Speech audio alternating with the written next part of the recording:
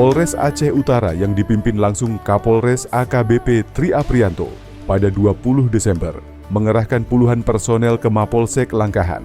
Langkah ini dilakukan untuk membantu pemulihan pasca banjir bandang yang pada 26 November lalu meluluhlantakkan kawasan tersebut, termasuk bangunan Mapolsek Langkahan. Puluhan personel Polres Aceh Utara tampak bahu-membahu membersihkan puing-puing sisa banjir, mulai dari lumpur tebal, material kayu, hingga berbagai peralatan yang rusak akibat terjangan air. Upaya ini dilakukan agar operasional pelayanan kepolisian di Polsek Langkahan dapat segera kembali berjalan maksimal seperti sedia kala. Banjir bandang yang menerjang kawasan tersebut menimbulkan dampak yang sangat berat.